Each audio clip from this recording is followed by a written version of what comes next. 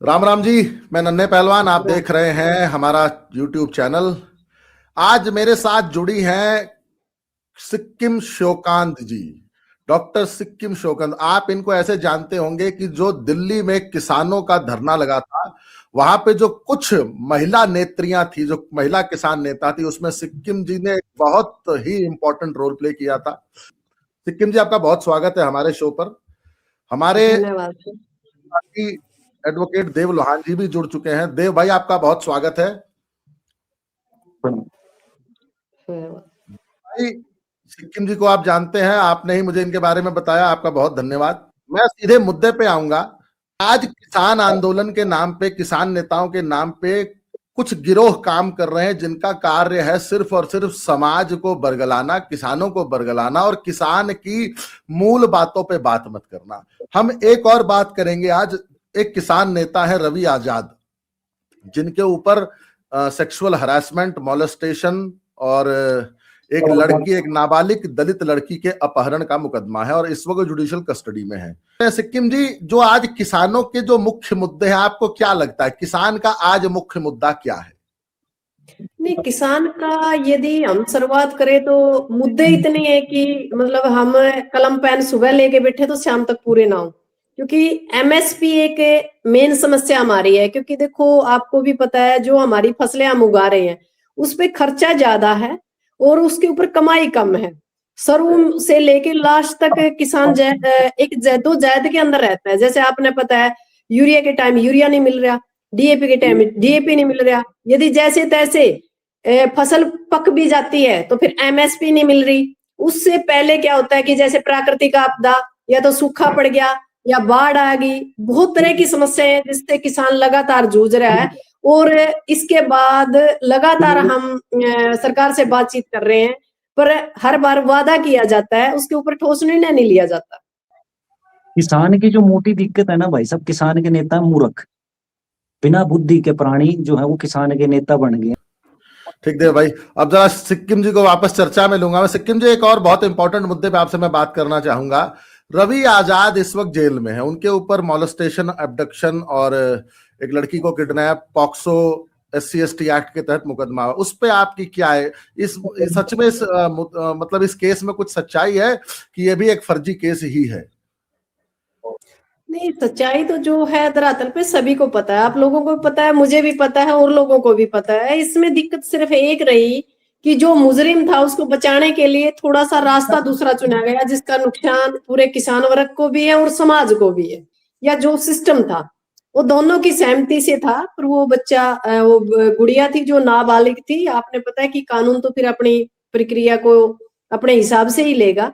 जिसका नुकसान आज हम और आप देख रहे हैं, जो हालात हैं, उसका जो फायदा सरकार ने पहले उठाना था, जो 3 काले कानून वापस नहीं लेना चाहती थी सरकार, इनडायरेक्ट आज वो कहीं ना कहीं 3 काले कानून भी वापस आ चुके हैं। और किसान नेता अपने झंडे और अपने डंडे के चक्कर में अलग अलग, जो आपका पहले क्वेश्चन था, उससे चिपटे रहने के कारण आज हमारी हालात ये है कि सरकार के ऊपर प्रेशर नहीं बन रहा। और बात रही रवि आजाद वाली, तो ये मामला कुछ और था और बना कुछ और दिया, जिसका खामियाजा कहीं ना कहीं हमारे समाज को भी हुआ है, हमारे भाईचारा को भी हुआ है। क्योंकि उनको लगता है कि उनकी बेटियों का शोषण में इन लोगों का हाथ है। जैसे उसमें खाप पंचायतों को भी टैग किया गया, जिसमें किसान नेताओं को भी टैग किया गया। लगातार नंबर लग रहा है, कभी किसी का, कभी किसी का, कभी किसी का, किसी के साथ षड्यंत्र किया जा रहा है, कई खुद षड्यंत्र कर रहे हैं। और जो आम जनता है वो मूक दर्शक देख रही है, आखिर हो क्या रहा है। जो सही इंसान है उसके ऊपर भी जो आम जनता विश्वास नहीं कर पा रही। ऐसे हालात हमारे देश और खासकर हरियाणा के अंदर बन चुके हैं। जी, अब एक बात बताइए, आपने कहा कि 3 काले कानून तो चलिए मोदी जी ने वापस ले लिए। मुझे लगता है कि आपने जैसे कहा कि रवि आजाद वाला, देव भाई मैं आपके पास आऊंगा, बस एक मैं छोटा सा रिमार्क कर दूं। जैसा कि आपने कहा वो 3 काले कानून, मुझे लगता है कि आज निर्भया से ज्यादा कोई काला कानून ही नहीं है। एक लड़की बस पुलिस में चली जाए और एक बयान दे दे, सामने वाले को पकड़ो, रगड़ो और बंद कर दो। सीधी तो बात ये है कि देखो, ये अलग बात है, एक निर्भया कांड वाला जो मामला है। हम तो एक बात कहते हैं कि पारदर्शिता हो और महिला के लिए जो कानून है उसको और संवेदनशील बनाना चाहिए। क्योंकि जब आम आदमी या किसान नेता या किसी नॉर्मल इंसान पे बात आती है तो कानून दूसरे तरीके से काम करता है। जब हमारे पास हमारा कोई मुख्यमंत्री है, हमारा एमएलए है, हमारा एमपी है, वहां कहीं ना कहीं हमें लगता है कि कानून की धार दूसरी होती है। आम जनता यदि कुछ क्राइम करती है तो उसके लिए अलग कानून के दायरे से काम करती है, और यदि पॉलिटिशियन है या फिर ऊंचे पद पे है या जिसके पास पैसा है, वहां कानून दूसरे तरीके से काम करता है। ये चीज मैं आंखों देखी मैं महसूस भी करती हूँ, और वो चीजें मैं लगातार देख रही हूँ। इस देश के अंदर महिलाओं के लिए कोई जगह नहीं है। हमारे लिए ना हमारी जीवन की कोई कीमत है, ना हमारी इज्जत की कोई कीमत है। मैं ये कह सकती हूँ कि जो 50% महिलाएं हैं, हमें इनसिक्योरिटी होती है आज इस देश के अंदर। जो हालात हैं, कहीं भी सेफ नहीं है, घर में भी सेफ नहीं है, बाहर भी सेफ नहीं है, कॉलेज में सेफ नहीं है, स्कूल में सेफ नहीं है, कहीं ऑफिस में जा रहे हैं वहां सेफ नहीं है। तो आखिर हम सेफ है कहाँ? सरकार कर क्या रही है? मैंने एक बार पहले भी कहा था कि सरकार हमें आत्मरक्षा के गुण और हमें लाइसेंस ही कोई भी हथियार रखने की जरूर सरकार इसके ऊपर संज्ञान ले, क्योंकि आजकल हर रोज आपने देख रहा है कैसे कैसे हमारे देश के अंदर हालात हैं। जो महिलाएं या जो बेटियां हैं जो चाहती है कि आत्मरक्षा के लिए हथियार रखा जा सके, कम से कम उनको तो सरकार सैंक्शन करे, क्योंकि हमें भी इनसिक्योरिटी होती है। आप देख रहे हो कि लगातार सोशल मीडिया पे महिलाओं को ट्रोल किया जाता है, सरेआम महिलाओं का आप देख ही रहे हो। जो भी सिस्टम है, नए नए कानून लेके आए हैं, जिनका जो थोड़े से एडवांस महिलाएं हैं वो उनका फायदा उठा रही है, जिसका नुकसान जो नॉर्मल परिवार है या जो समाज है उसको हो रहा है।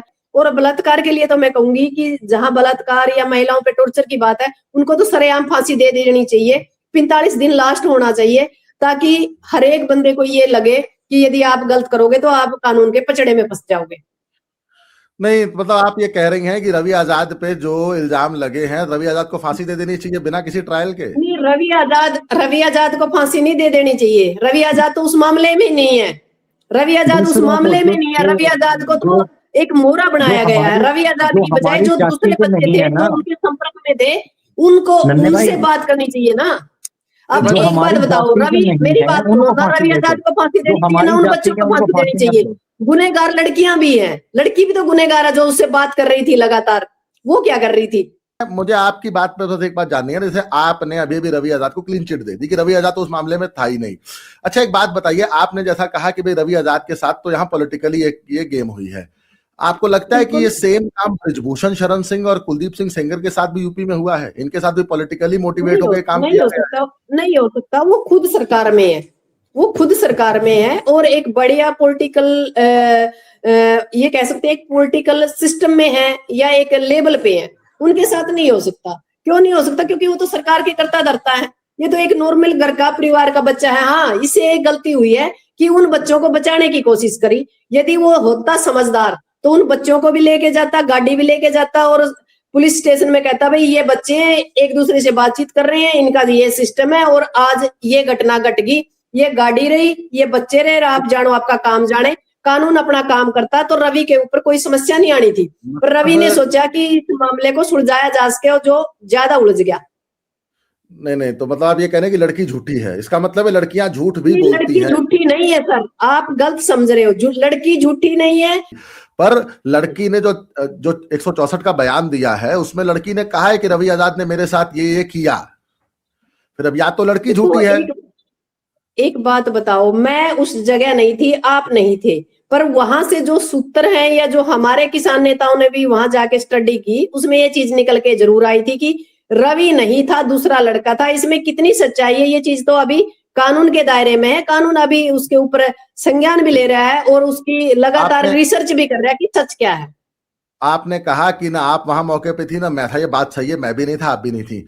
पर आपको एक बात बताऊं, कुलदीप सेंगर वाले केस में देव भाई, पुलिस ने कॉल डिटेल रिकॉर्ड्स जब निकाली है ना, और जो सेल टावर लोकेशन होती है उसमें 14 किलोमीटर दूर मौजूद थे।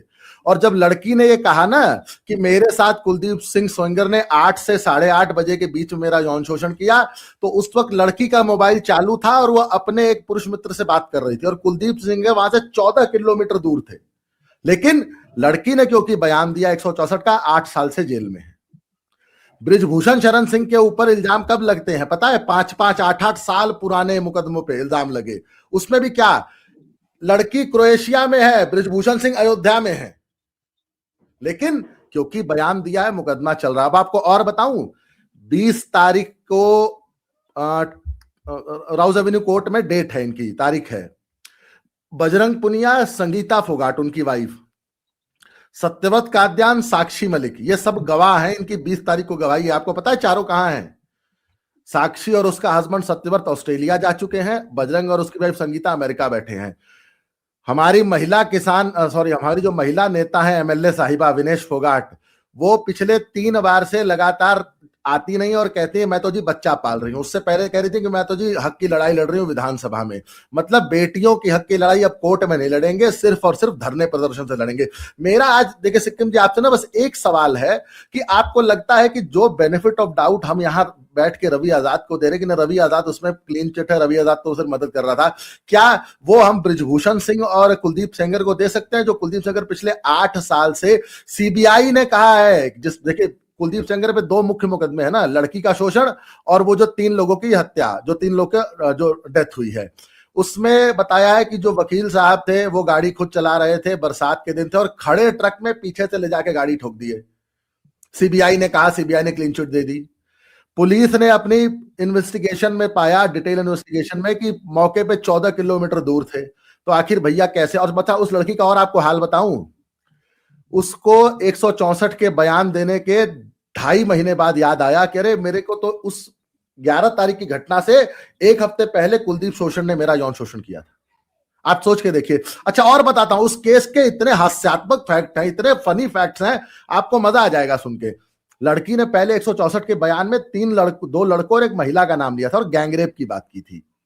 पता है वो तीनों आजकल जमानत पे हैं और सिर्फ कुलदीप सिंह सेंगर जेल में है।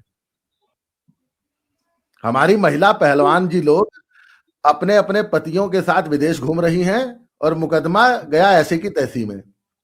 भाई जो आज बात बताओ, चल मैंने मान लिया कि जो पॉलिटिकल लोग हैं या ऊंचे लेवल के लोग हैं कानून का इस्तेमाल करते हैं, नॉर्मल महिलाएं इस्तेमाल नहीं कर सकती।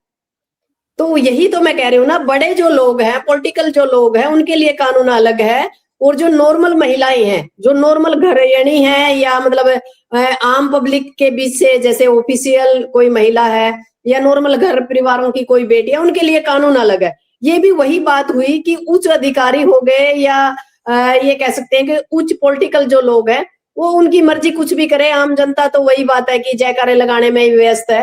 पर जी इन लोगों की वजह से जो नॉर्मल महिलाएं हैं उनको कहीं ना कहीं इन चीजों से फेस होना पड़ता है। कहीं ये भी ना झूठ बोल रही हो, क्या हो सकता है कि ये हुआ ही ना हो।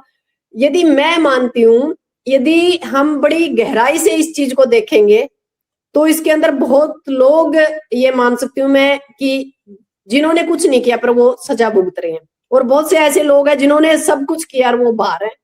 क्या करें? क्योंकि कानून के अंदर इतने छोटे छोटे सुराग छोड़ रखे हैं कि किसको छोड़ना और किसको अंदर डालना है वो सरकार पे निर्भर है।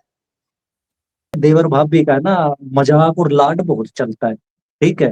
तो मेरी भाभी है तो मैं भी लाड। भाभी आप किसान ने, तो आप यूं बताओ गेहूं में पहला कोर का पानी कितने दिन पे दिया जाता है? आपको ये भी पता होगा देवर जी कि मैं खेती नहीं करती, आपके भाई खेती करते हैं, मैं रोटी बना कर खेत में लेके जाती हूँ ना। छोड़ो, दूसरा सवाल पूछता हूँ, ठीक है? कोर के पानी को, आपको ये पता कोर का पानी होता क्या है? हेलो होता क्या है? हेलो हाँ जी, आ रही है आवाज, आ रही है।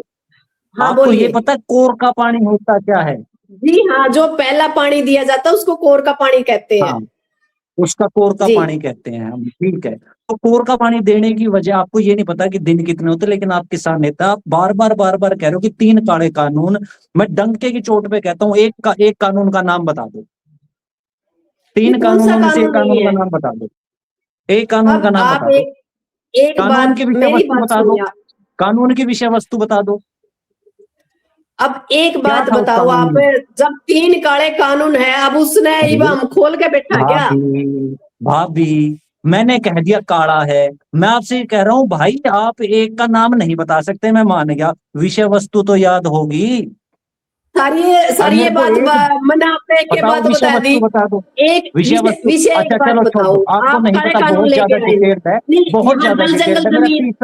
मेरा तीसरा और आखिरी सवाल, सुनो ना, मेरा तीसरा और आखिरी सवाल तो सुनो ना आप, ठीक है। जी, हमारी सीधे जो भाई। मिट्टी है, हम है ना सरस्वती नदी के किनारे की जो हमारी मिट्टियां हैं वो है, हमारी मिट्टी कौन सी मिट्टी है? मैं भी नारनौल से आता हूँ, आप उचाना से आते हैं, आप मिट्टी बता दो कौन सी है हमारी। मैं आपको किसान नेता मान जाऊंगा कि हमारी कौन सी मिट्टी है और हमारी मिट्टी में हमारे कौन सी उद्यानों चीजें में पैदा काली, होंगी।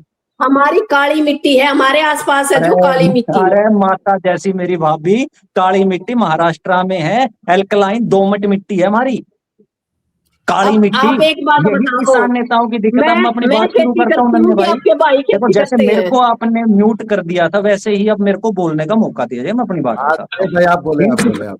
हाँ, इन किसान नेताओं के साथ दिक्कत पता है क्या है?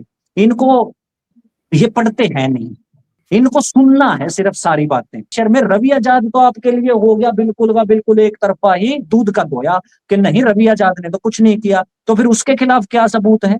आप कह रहे हो 45 दिन में नहीं, फांसी रवि टांग तो दो। घर पे था आपको ना, ये पता, अपने रिप्लाई परिवार के साथ था रवि। रिप्लाई मतलब सिक्किम जी, आपका ये कहना है कि पिछले 10 साल से जब से भाजपा की सरकार आई है, महिलाओं का शोषण बहुत ज्यादा हो रहा है, महिलाओं के बिल्कुल साथ हो रहा है, बहुत अत्याचार हो रहा है। बिल्कुल हो रहा अच्छा, है।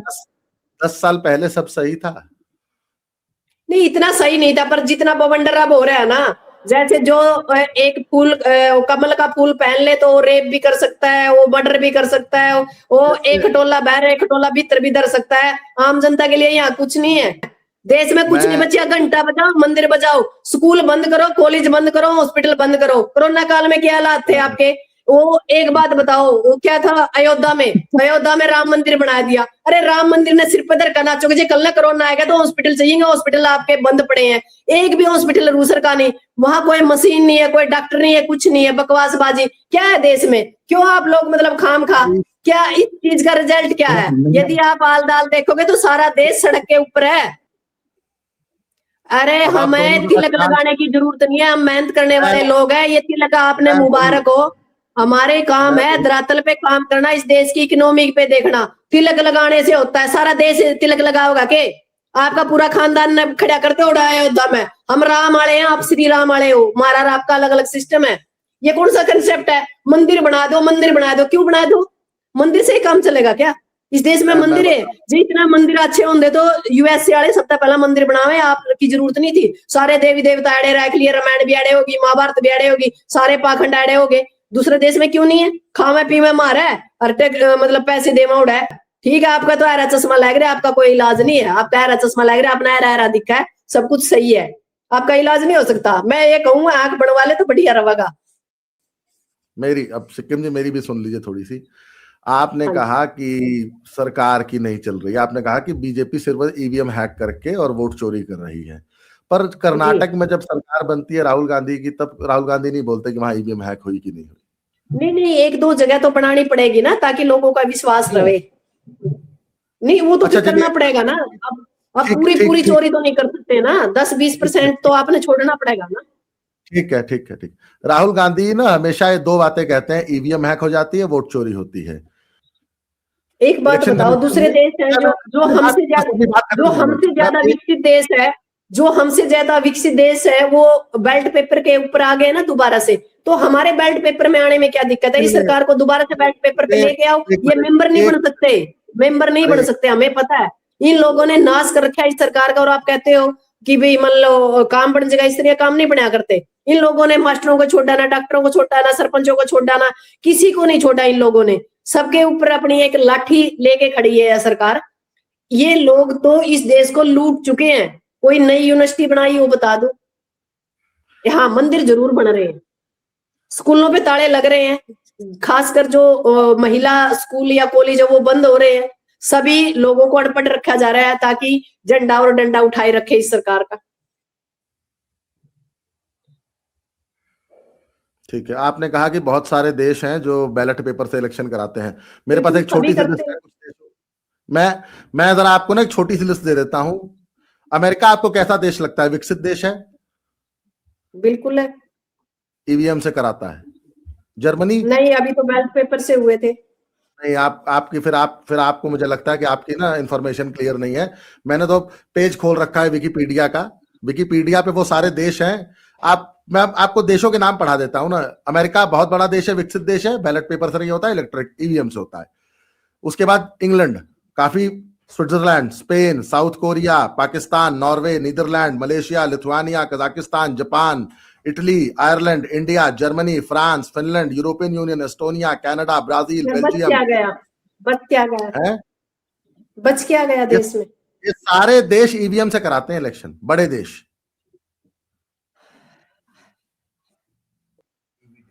एक मिनट, आपने अभी थार गाड़ी ली है?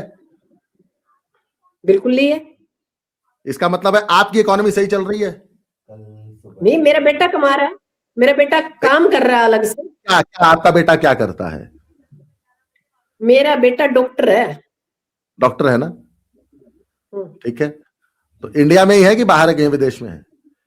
नहीं, विदेश में तो हमारा है ही नहीं, ध्यान नहीं है। हम इस देश के वासी हैं, हमारा मतलब कोशिश है कि हम इस देश में रहे। पर ये प्राइवेट है, एक मिनट, सरकारी डॉक्टर है, प्राइवेट क्लिनिक है, क्या है? नहीं, प्राइवेट है। अच्छा, प्राइवेट है, डॉक्टर हैं, एमबीबीएस एमडी होंगे। इसका मतलब है आपके परिवार, हाँ, आप गलत रास्ता पकड़ गए। मैंने ना एमडी कहा ना एमबीबीएस कहा, मैंने कहा डॉक्टर है, यानी वो अभी पढ़ भी रहे। नहीं, मुझे भाई डॉक्टर से हमारा होता है ना, दो तरह के डॉक्टर होता है, तो एमबीबीएस डॉक्टर होगा या पीएचडी वाले डॉक्टर होंगे, दो ही डॉक्टर होंगे ना। अच्छा जी ठीक है। तो आप ये मानते हैं ना कि आपके परिवार की इकोनॉमी सही चल रही है? बिल्कुल। क्यों? क्योंकि आपके घर में पढ़े लिखे लोग हैं, और वो किसानी के बल पे तो नहीं ना आपके थार आई है? नहीं, किसानी के बल पे तो रोटी नहीं एक टाइम पूरी होगी। सिक्किम जी, आपने समय दिया, उसके लिए बहुत बहुत धन्यवाद। धन्यवाद सर।